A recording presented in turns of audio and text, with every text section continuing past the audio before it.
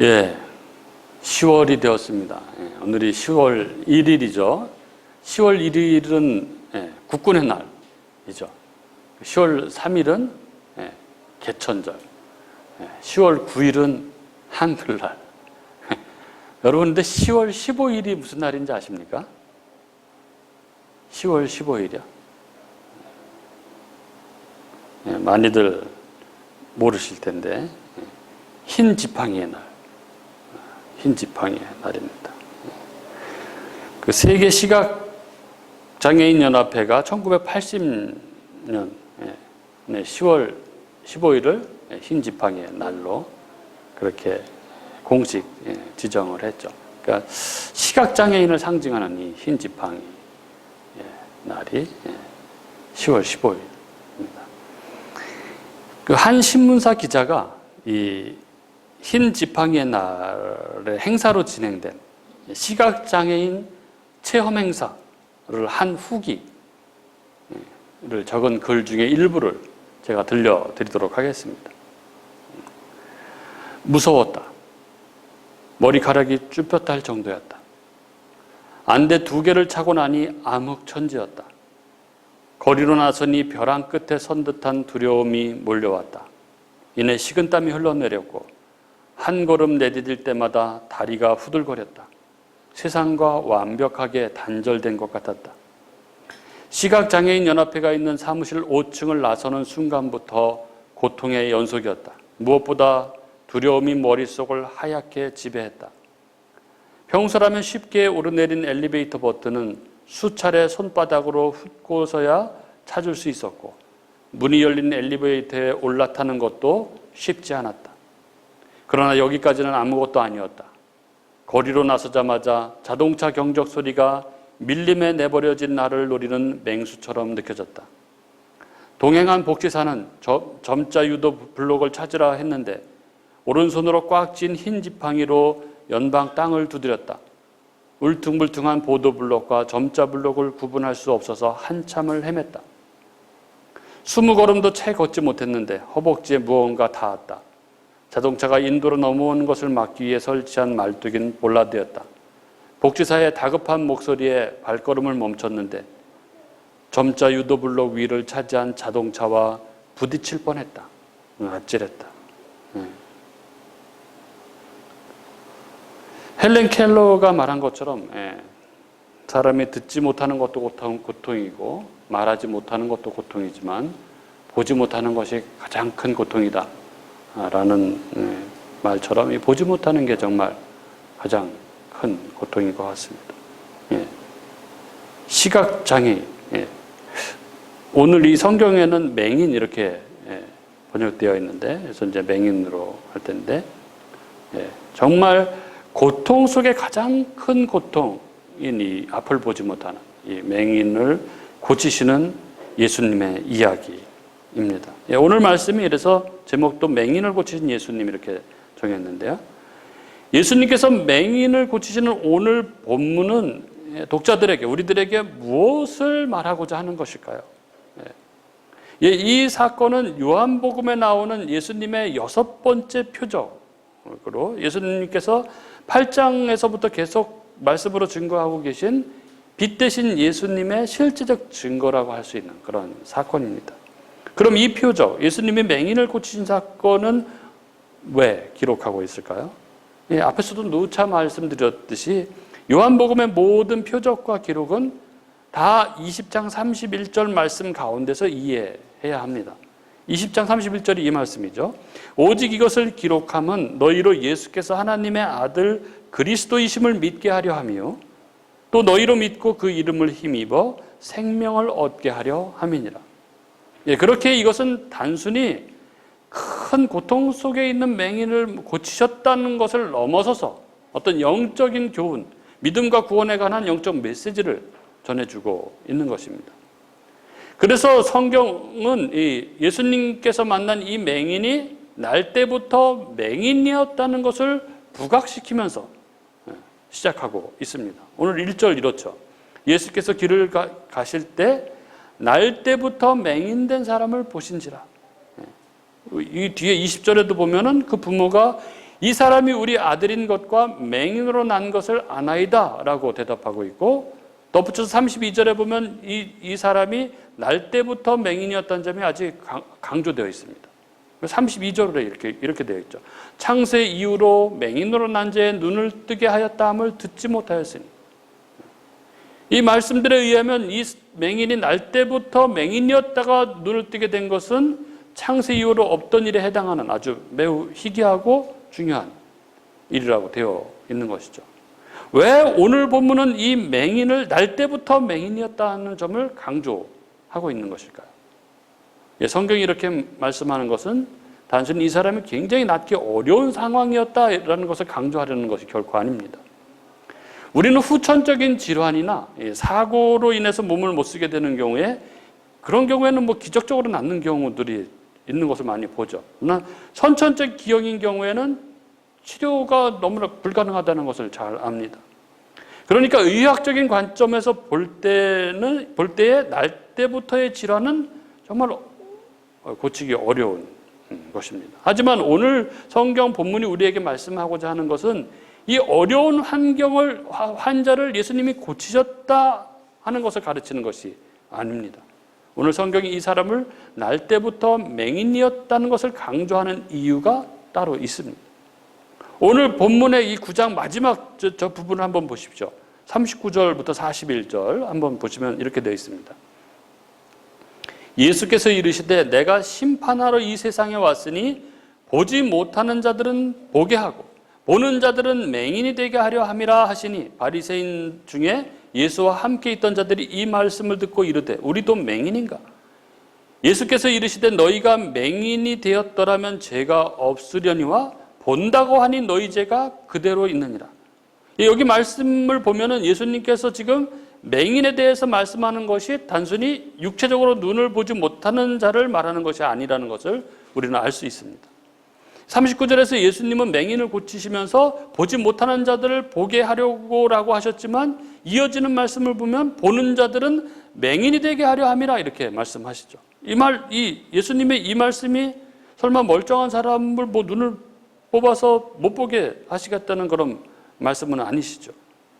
지금 예수님께서 말씀하고 계시는 이 맹인은 단순히 육체적 눈을 못 보는 사람이 아닌 것이죠. 말하자면 오늘 등장하고 있는 이 맹인을 고치시는 이야기는 예수님께서 더 중요한 이야기를 하시기 위해 사용하는 도구입니다. 즉 예수님께서는 이 육체적 맹인을 사용하셔서 더 중요한 영적 맹인에 관한 이야기를 하고 계신 것입니다. 40절 말씀을 보십시오. 예수님의 이 말씀을 알아들었기 때문에 바리새인들은 그러면 우리도 맹인인가? 라고 이렇게 반문합니다. 왜 바리새인들이 이렇게 물었습니까? 예수님께서 지금 자기들을 타겟으로 말씀하고 있다는 것을 그들이 간파하기 때문에 그런 거죠. 그래서 그들은 그럼 우리가 맹인이란 말인가? 이렇게 되물은 것입니다. 그리고 그 다음 절인 41절에 보면 이 바리새인들을 향해서 예수님께서 이렇게 대답하십니다. 너희가 맹인이 되었더라면 죄가 없으려니와 본다고 하니 너희 죄가 그대로 있느니라. 예수님의 의중은 분명합니다. 예수님은 육체적 맹인인 사람을 도구로 해서 영적 맹인인 바리새인들을 질타하고 계신 것입니다. 맹인을 죄와 연결시키고 계시죠. 너희가 보지 못하고도 본다고 하니 너희가 죄인인 것이 분명하구나. 즉 예수님께서 말씀하시는 맹인은 죄 가운데 파묻혀 있으면서도 그 현실, 자기가 죄인임을 못 보는 자, 즉 영적 어둠에 갇혀 있는 영적 맹인인 것이죠. 그렇다면 여러분, 여기 날 때부터 맹인이었다는 이 표현이 의미하는 것은 그럼 무엇입니까? 그것은 우리들의 죄가 우리가 태어날 때서부터 갖게 된 태생적인 죄라는 것을 가르쳐주고 있는 것이죠. 예수님의 말씀은 바리새인들이나 우리들이 날 때부터 죄인이었다는 것입니다. 우리는 오늘 말씀을 통해서 우리는 먼저 나 자신의 생내적인 죄악을 발견할 수 있어야 합니다. 우리는 육체적으로 눈먼 사람을 만나면 불편하겠다, 얼마나 힘들까 이렇게 하는데, 우리의 영적 소경됨에 대해서는, 맹인됨에 대해서는 그 심각성을 인지하지 못하는 경우가 많습니다. 그러나 실은 눈을 보지 못하는 것보다 죄악의 어둠이 훨씬 더 심각한 것이죠. 이것은 영원한 생명과 관련되어 있기 때문에 그렇습니다. 예, 우리는 날 때부터 죄인, 우리는 죄와 사망 가운데 살아가던 영적 맹인들이었습니다. 그리고 오늘 성경은 이런 영적 맹인들인 죄인들에게 우리 주님이 먼저 찾아오시는 분이심을 분명하게 보여줍니다. 1절 다시 한번 보시죠. 예수께서 길을 가실 때에 날 때부터 맹인된 사람을 보신지라. 여기 1절에서 우리가 알게 되는 것은 맹인이 먼저 주님을 본 것이 아니라 주님이 먼저 맹인을 보셨다는 사실입니다. 여기에 이 보신지라라고 한 이 번역된 이 헬러 단어 에이드라는 이 단어는 성경 아주 많은 곳에서 알다라는 그런 의미로 사용되고 있는 단어입니다. 그러니까 예수님이 우연히 지나가다가 불쌍한 맹인을 발견한 것이 아니라 이미 그가 어떤 사람인지 알고 계셨으며 알고 있는 그를 예수님이 찾아가신 것입니다. 예, 맹인은 예수님이 오신지도 몰랐을 뿐 아니라 예수님의 이름을 부르지도 않았습니다. 그는 예수님이 누구인지도 몰랐고 예수님이 어떤 능력을 가지신 분이신지도 몰랐습니다. 따라서 그는 예수님께 눈을 뜨게 해달라는 부탁도 할 수 없었습니다. 이게 바로 구원받기 전에 우리들 죄인의 상태인 것이죠. 그렇습니다. 우리는 혼돈과 공허와 어두움 속에서 갈 길 몰라 헤매고 있던 맹인 같은 존재들이었습니다. 그래서 만약에 예수님께서 내가 빛이니까 나를 보고 믿어 이렇게 아무리 말씀하셔도 우리는 어디요? 이렇게 찾을 수도 없고 볼 수도 없고 그래서 하나님을 향해서 도움의 손길도 내밀 수 없는 그런 자들이었습니다. 그런 우리들에게 하나님께서 찾아오셔서 하나님을 아는 빛을 우리에게 비추셔서 우리가 하나님의 자녀가 되게 하신 것입니다. 우리는 그렇게 어머니 태 속에서부터 죄인이었던 자들이기에 오늘 본문은 그 죄인들을 대표로 날 때부터 맹인된 자를 등장시키고 있는 것입니다. 그리고 예수님께서 그의 눈을 값없이 치유해 주심으로 예수님이 어떤 분이신지, 그가 죄와 어두움 가운데 있는 우리에게 빛을 비추셔서 우리의 영적 눈을 뜨게 해주신 분, 우리를 구원해 주시는 분이심을 보여주고 있는 것입니다. 그리고 2절, 이 맹인을 향하여 제자들이 예수님께 질문을 합니다. 라비여, 이 사람이 맹인으로 난 것이 누구의 죄로 인함이니까? 자기니까? 그의 부모니까? 이 맹인이 날 때부터 맹인이었다는 사실이 바로 우리가 태생적 죄인이라는 것을 보여주고 있다면 지금 제자들의 이 질문은 아주 중요한 질문이 아닐 수 없습니다. 즉 제자들은 지금 이 죄의 원천이 어디인가를 묻고 있는 것이죠. 예수님, 죄의 근원은 무엇입니까? 이 사람이 맹인된 죄의 근원은 이 사람 본인에게 있는 것입니까? 아니면 부모에게 있는 것입니까? 이게 제자들의 질문입니다. 당시 유대인들의 문헌에 의하면 랍비들은 이 사람들에게 닥치는 불행의 원인이 죄라고 그렇게 가르쳤습니다.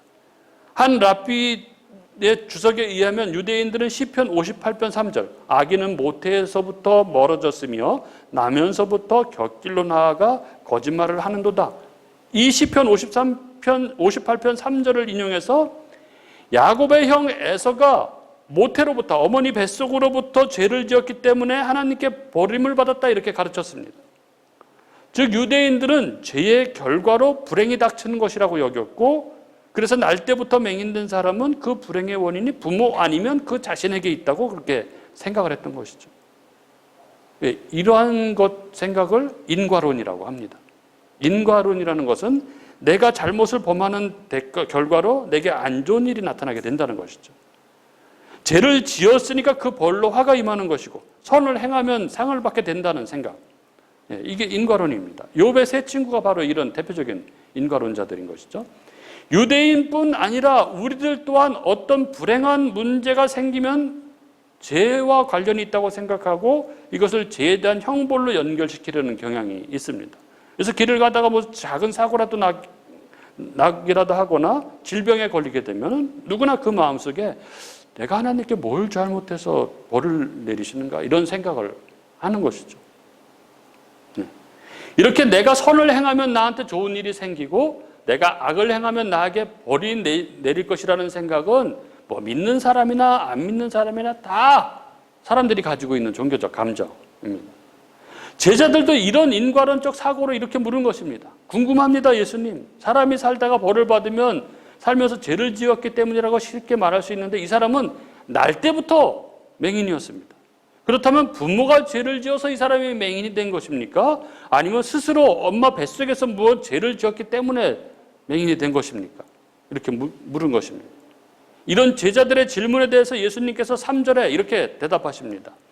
예수께서 대답하시되 이 사람이나 그 부모의 죄로 인한 것이 아니라 그에게서 하나님이 하시는 일을 나타내고자 하십니다. 예수님께서는 이 사람의 맹인됨의 원인이 자신이나 부모의 죄 때문이 아니라 하나님께서 하시고자 하는 일을 나타내기 위함이라고 이렇게 말씀하셨습니다. 여기서 하나님께서 하시고자 하는 일이란 이 하나님께서 어두움 가운데 비추신 예수님을 보내셔서 당신 백성을 구원해내는 것이죠. 여기서 우리는 우리들의 삶 혹은 우리 주변의 사람들에게 일어나는 질병 혹은 불행 등의 고난의 일들이 하나님의 일을 나타내기 위함일 때도 있음을 우리는 보게 됩니다. 흔히 이것을 고난이 축복인 경우라고 이야기를 하죠. 그 고난을 통해서 구원에 이르게 되는 경우 얼마나 많습니까? 이런 경우 힘든 일을 통해서 예수 믿게 되고 구원에 이르는 경우가. 따라서 우리는 고난받는 사람들을 볼 때 무조건 그가 죄를 지어서 하나님의 벌을 받는다라고 함부로 단정짓는 실수를 범해서는 안 됩니다. 뭔 죄를 지어서 그런 거야? 죄값을 치르는 거야? 그렇게 말해서는 안 된다는 것이죠. 그건 하나님의 세계를 잘 모르는 너무나 1차원적인 이런 진단일 뿐 아니라 그 말을 들은 당사자에게는 뭐 돌이킬 수 없는 상처가 되는 것이죠. 그 사람은 스스로 벌써 이미 그렇게 생각을 한다니까요. 사람은 내가 무슨 죄를 지어서 내가 이런 벌을 받나? 그런 생각은 누구나 다 한다니까요. 죄인인 인간은 다 그런 생각을 합니다. 그런데 무슨 자기가 하나님인 것처럼 죄를 지어서 그래? 이렇게 얘기해서는 안 된다는 것이죠. 다 죄 때문이 아니라 여기 있는 것처럼 하나님의 어떤 일을 나타내기 위해서인 경우도 있는 것이죠. 요셉도 그렇고 욥도 그렇고 반드시 그가 무슨 죄를 지어서 고난을 받는 건 아닙니다. 오늘 말씀처럼 때로는 그 고난이 하나님의 일을 나타내기 위함인 경우도 있는 것입니다. 그렇기 때문에 우리는 고난당한 사람을 만나게 될 때 우리가 견제해야 하는 중요한 관점이 있습니다. 그게 무엇이냐 하면 그것은 바로 우리에게 벌어지는 모든 것이 단 하나도 하나님의 손에서 벗어난 것이 없다 하는 관점입니다. 즉 하나님의 섭리의 관점에서 바라보는 것입니다. 우리가 잘 아는 마태복음 10장 29절부터 31절 이런 말씀이 있습니다. 참새 2마리가 한 아사리온에 팔리지 않느냐? 그러나 너희 아버지께서 허락하지 아니하시면 그 하나도 땅에 떨어지지 아니하리라. 너희에게는 머리털까지 다 세신 바 되었나니 두려워하지 말라. 너희는 많은 참새보다 귀하니라. 하나님 안에 있는 자들에게 일어나는 모든 일은 다 하나님 손 안에서 일어나는 것이라는 관점을 우리는 절대 놓쳐서는 안 됩니다. 그리고 이러한 관점은 우리 삶에서 특별히 하나님의 자녀들의 삶에서 일어나는 모든 일들을 보는 우리의 관점을 새롭게 해줄 것입니다. 누구가 그렇게 된 것, 누가 암에 걸린 것, 누가 교통사고를 당한 것, 누가 좋지 못한 일을 당한 모든 것들이 다 그의 죄 때문이라거나 재수가 없어서 생긴 일이라고 이렇게 단정하기보다는 그 일조차도 하나님의 손에서 벗어난 일이 아니다라고 생각할 때 우리는 그 일을 통해서 하나님을 보게 됩니다. 오묘한 섭리 가운데서 행하시는 하나님을 보게 됩니다. 그리고 우리는 그러한 상황과 문제 속에서도 우리는 평강을 빼앗기지 않게 되는 것입니다. 이렇게 이 사람의 맹인됨의 그의 맹인됨이 그의 죄도, 그 부모의 죄도 아니라 그를 통해서 하나님께서 하시고자 하는 일을 나타내기 위함이라고 말씀하신 예수님께서 이어서 말씀하시는 이 4절과 5절 말씀은 너무나 중요한 말씀입니다. 예수님께서 뭐라고 하십니까? 4절과 5절에 때가 아직 낮음에 나를 보내신 이의 일을 우리가 하여야 하리라. 밤이 오리니 그때는 아무도 일할 수 없느니라. 내가 세상에 있는 동안에는 세상의 빛이로라. 무슨 말씀입니까? 제자들은 죄의 근원이 어디 있는지를 물었습니다. 그런데 예수님께서는 그 대답을 하시면서 지금은 낮이다 이렇게 말씀하십니다. 그리고 지금이 낮은 이유는 내가 빛이기 때문이다 이렇게 말씀하십니다. 여기에서는 우리는 너무나도 중요한 진리를 발견하게 됩니다. 그것은 바로 우리가 죄의 문제를 바라볼 때 우리가 진정 바라보아야 할 것은 예수님께서 빛이시라는 사실이라는 것입니다. 즉 우리 인생의 모든 문제, 모든 상황이 다 주님 손 안에 있듯이 그 상황에 대한 그 상황과 문제에 대한 답, 해결 방안도 주님께 있다는 것입니다. 그렇습니다. 사람들에게 이 고난이 닥치는 이유는 다양한 원인이 있고 때로는 제자들이 물은 것처럼 누군가의 제약이 그 원인이 되기도 합니다. 그러나 사실 더 근본적인 것이 있는 것이죠. 그것은 거기에 빛이 없기 때문이라는 것입니다. 거기에 빛 대신 주님이 없기 때문이라는 것입니다. 이건 너무나 중요한 진리입니다. 여러분, 불신 세계가 죄로 인해 고통스러워하고 거기에 죄책인 하나님의 저주가 임하여 있는 까닭이 무엇입니까? 거기에 빛 대신 주님이 없기 때문에 그렇습니다. 불신 세계 속에서는 주님이 거하지 아니하시고 주님의 피 묻은 십자가가 없고 주님의 부활이 없습니다. 불신 세계가 죄로 인해 고통스러워하는 것은 근본적으로 그들의 어떠한 행동에 대한 문제 때문이 아닙니다. 그런 인간론적인 문제가 아닙니다. 그 가장 근원적인 원인은 바로 거기에 빛 대신 주님께서 계시지 않는다는 것입니다. 그리고 신자들 역시도 죄를 짓습니다. 우리 성도님들도 죄 가운데 깊이 빠져보신 경험이 있으실 것입니다. 하지 말아야 하는 죄를 반복해서 짓거나 하나님의 뜻이 분명히 무엇인지 보이는데도 거기에 순종하지 못하고 그래서 성령께서 깊이 근심하시는 것을 경험하는 그런 때가 있지 않습니까? 그러면 그때 해답은 무엇입니까?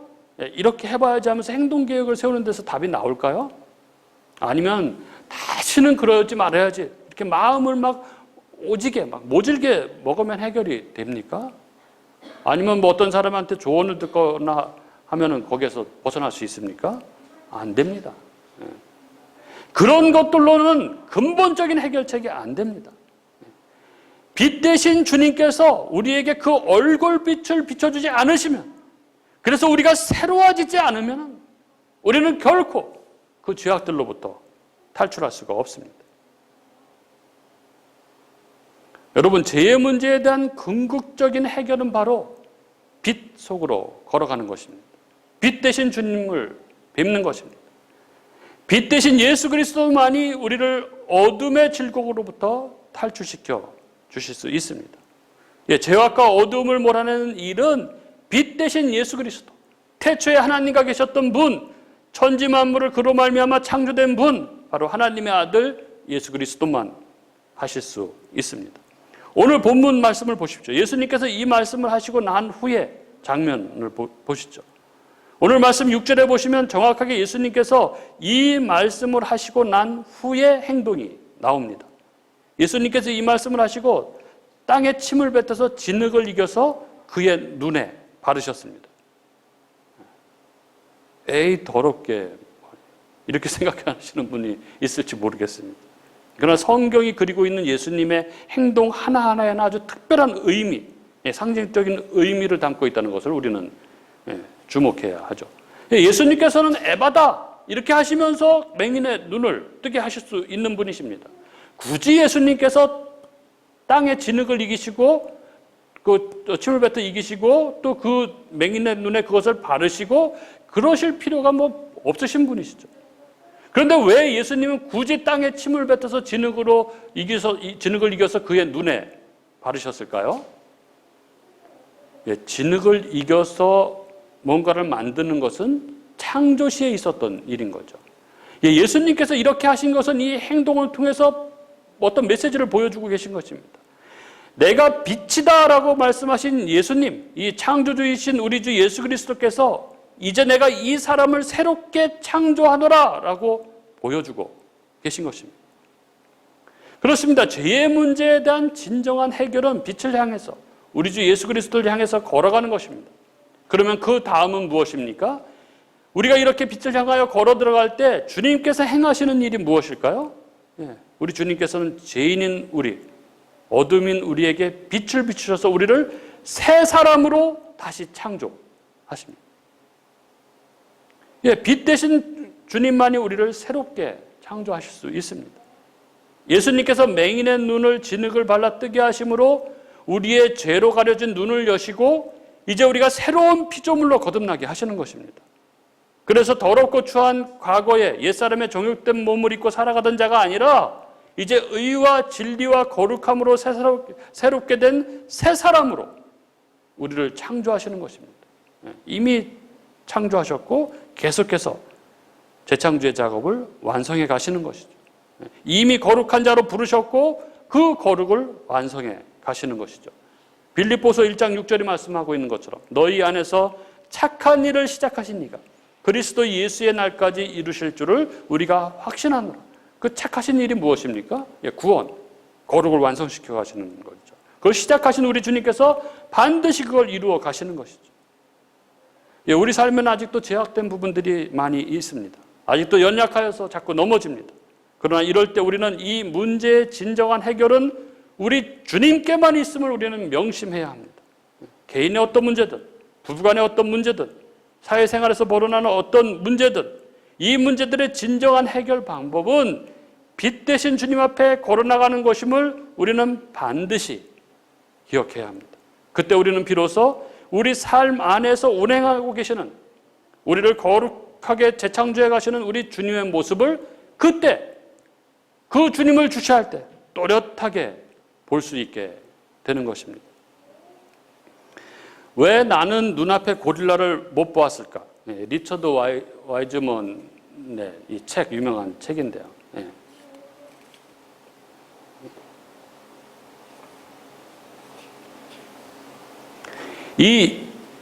왜 나는 고릴라를 보지 못했을까? 이 책 제목에 나오는 고릴라, 이 고릴라는 유명한 심리학 실험에서 유래된 것입니다.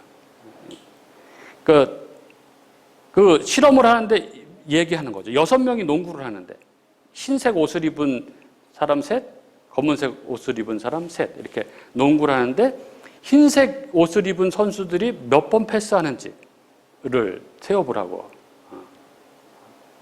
하는 거죠. 그런데 이 동영상에는 고릴라 인형을 입은 이렇게 입은 사람이 나타나서 그 농구하고 있는 사람들 사이를 이렇게 춤을 추면서 가슴을 두드리면서 이렇게 서서 아주 앞을 보면서 이렇게 가슴을 두드리면서 지나가는 장면이 나옵니다. 이 동영상을 보여준 후에 사람들에게 질문을 하죠. 고릴라를 봤냐? 이렇게 질문을 합니다. 대부분의 참석자들은 보지 못했다고 대답을 합니다. 저도 못 봤어요. 패스를 몇 번 했나 세느라고 15번 내가 보니까 15번 패스를 한 것 같아서 15번 딱 이러고 이제 있었는데 보니까 16번 패스를 했더라고. 고릴라를 전혀 보지 못했어요. 그래서 해당 동영상을 다시 보여주자 이제 사람들이 고릴라를 보게 되는 거죠. 그래서 사람들은 막 못 봤다는 거죠. 이거 동영상을 바꿔치기 한 거 아니냐 그래서 화를 내는 사람도 있다는 것입니다. 이 실험이 보여주고 있는 것이 있습니다. 뭐냐 하면은 사람들은 자기가 관심을 가지고 또 보고 싶어 하는 것만 보는 그런 경향이 강하다는 것이죠. 그리고 이것으로 인해서 가장 중요한 것을 놓치게 되는 또 실수도 범하게 된다는 것입니다. 우리가 모든 상황과 모든 문제 가운데서 반드시 우리가 붙들어야 하는 것, 우리가 반드시 기억해야 하는 것, 그것은 바로 우리 인생에 있는 모든 문제, 모든 상황이 다 주님의 손 안에 있다는 것, 그리고 그 상황과 문제에 대한 답 또한 주님 안에 있다는 것입니다. 바로 우리가 죄의 문제를 바라볼 때 우리가 진정 바라보아야 할 것은 예수님께서 빛이시다 하는 것이라는 것이죠. 그래서 모든 문제 앞에, 모든 상황 가운데 우리 빛 대신 예수님 앞에 나아갈 때 우리는 그 모든 문제의 원인과 이유를 알게 되고, 그리고 예수님 안에서 그 모든 문제에 대한 답을 얻을 수 있게 되는 것입니다.